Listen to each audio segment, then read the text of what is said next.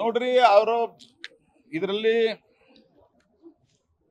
ಅಲ್ಲಿಯ ಜನ ಮತ್ತು ವಿಶೇಷವಾಗಿ ಅರವಿಂದ್ ಬೆಲ್ಲದವರು ಆಗ್ರಹ ಮಾಡಿದ್ದಕ್ಕೆ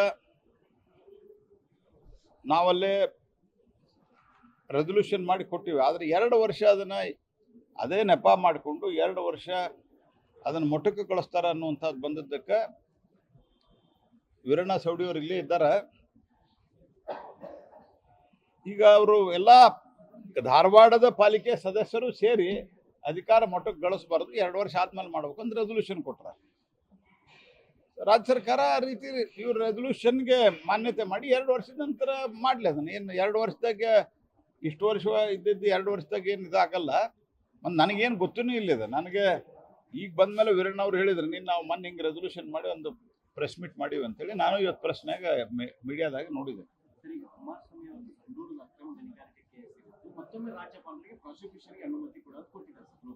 ನೋಡ್ರಿ, ದೇಶದ ರಾಜಕಾರಣ ನಡೆದದ. ಕೇಸ್ ಕ್ಲೋಸ್ ಆಗಿದ್ದು ಹೊಸ ಕೇಸ್ ತೆಗೆಯುವಂತ ಪ್ರಯತ್ನ.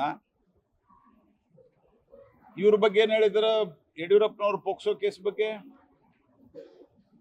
ಪರಮೇಶ್ವರದ ಆನ್ ರೆಕಾರ್ಡ್ ಸ್ಟೇಟ್ಮೆಂಟ್ ಅದ, ನಿಮ್ಮಲ್ಲಿ ಸಿಗ್ತದೆ.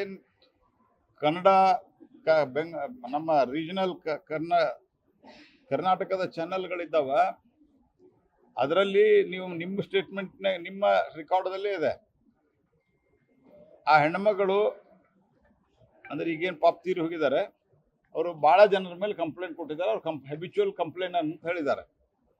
ಮತ್ತು ಯಡಿಯೂರಪ್ಪನವ್ರ ಬಗ್ಗೆ ಈ ರೀತಿ ಅವ್ರು ಕಂಪ್ಲೇಂಟ್ ಕೊಡಬಾರ್ದಾಗಿತ್ತು ಅಂತ ಹೇಳಿದ್ದಾರೆ. ಈಗ ಏನು ಮಾಡಿದ್ರು, ಯಾವಾಗ ಸಿದ್ದರಾಮಯ್ಯನವ್ರ ಮೇಲೆ ಬಂತು ಅವಾಗ ಯಡಿಯೂರಪ್ಪನವ್ರ ಮೇಲೆ ಕೇಸ್ ಓಪನ್ ಮಾಡಿ ಭಾರಿ ಸ್ಪೀಡ್ ಮಾಡೋ ಪ್ರಯತ್ನ ಮಾಡಿದ್ವಿ. ಕೋರ್ಟ್ ಅಷ್ಟಾದ್ಮೇಲೆ ಅವರಿಗೆ ಪ್ರೊಟೆಕ್ಷನ್ ಕೊಟ್ಟಿದ್ರು.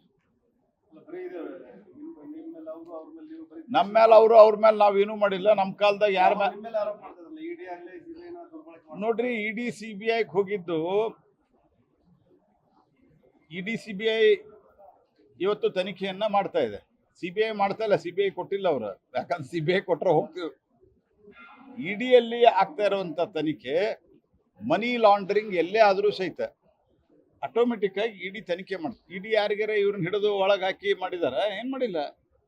ಇಡಿ ತನಿಖೆ ಮಾಡ್ತಾ ಇದೆ ಮನಿ ಲಾಂಡ್. ಮತ್ತು ಅಲ್ಲಿ ಎಷ್ಟಾಗ 400-500 ಗಟ್ಟಲೆ ಸಾವಿರಾರು ಗಟ್ಟಲೆ ಸೈಟ್ಗಳನ್ನು ಮಾಡಿದ್ದಾರೆ. ಅದಾದ್ಮೇಲೆ ಮತ್ತು ಇದೆಲ್ಲ ಕೊಟ್ಟವ್ರು ಯಾರು?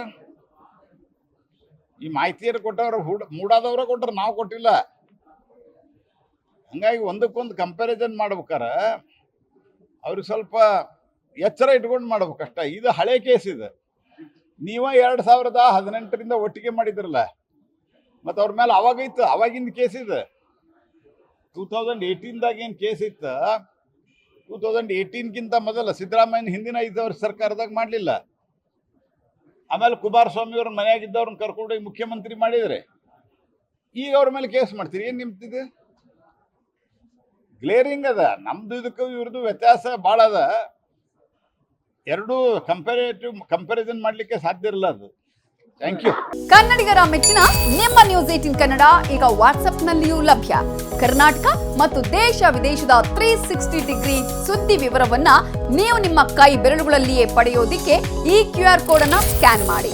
ನಮ್ಮ ಚಾನೆಲ್ ಅನ್ನ ಫಾಲೋ ಮಾಡಿ, ನೋಟಿಫಿಕೇಶನ್ ಆನ್ ಮಾಡಿ.